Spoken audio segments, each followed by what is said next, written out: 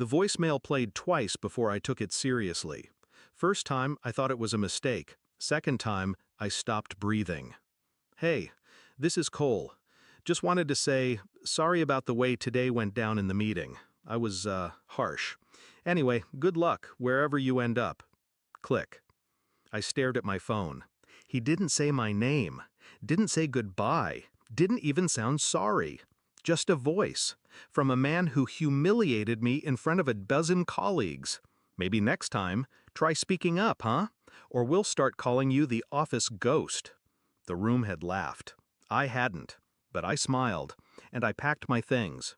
Not out of defeat, out of calculation. He thought I was weak. Quiet meant soft. Soft meant safe. He didn't know I managed $40 million in accounts because I listened, because I didn't speak unless I needed to, because silence scares the insecure. The next morning, I was sitting across from the CEO of our biggest competitor. He asked one question: why now? I slid a black folder across the table, my client list, retention rates, and 3 signed letters of transition. He didn't need to ask anything else. That afternoon, his legal team drafted my contract. That evening, his secretary informed me who they'd called to confirm my portfolio.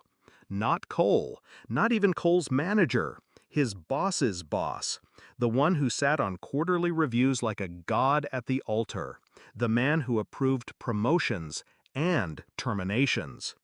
I never posted my new job online, never updated my email, not until after the call came. Hey, did you really jump ship? Just wanted to check if you're still planning to join the quarter's client dinner. Even his assistant reached out, confused. He didn't know yet, but word was bleeding through the seams, and I stayed quiet. Let the silence build. Let the absence echo. I began forwarding client migration notices through legal.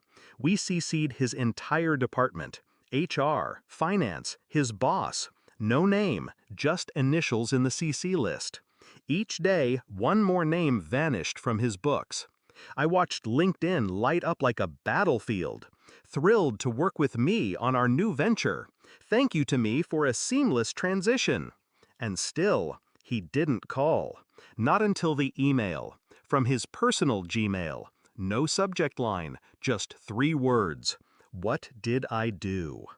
I replied once, attached a screenshot of the meeting transcript, his exact words, my silence, the laughter, and beneath it all, the client I'd invited that day, who had decided not to work with us after witnessing it.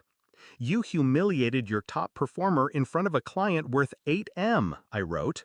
They emailed me after the meeting. I invited them for coffee.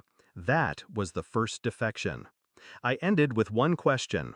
Still think I'm too soft to matter? He didn't respond, but someone else did, his director. Would you be open to consulting for us quarterly on retention strategies? I declined. Some power isn't borrowed, it's reclaimed. 3 weeks later, I passed by our old building on the way to a partner dinner. He was outside, phone pressed to his ear, face pale, shouting. I didn't slow down, didn't wave, just nodded once as I passed him. He froze, stared. I saw the moment it clicked, that I wasn't just gone. I had become the storm. He dropped his phone mid-call, didn't pick it up. I didn't stop walking. That was the only confrontation he ever got. No shouting, no revenge speech, just a quiet nod from the person he dismissed. I never went back, never emailed, never followed up. I don't need to. His name shows up on industry articles now, in lowercase footnotes, not for achievements, for exits. Company undergoing leadership structuring. I hear he works for a startup now, something small, no major clients. He might still think I overreacted, that I took it too far, but he was wrong about one thing. It was never about the meeting. It was about every moment he thought I wasn't paying attention.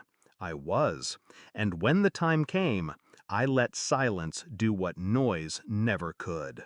Moral of the story: never mistake quiet for weak.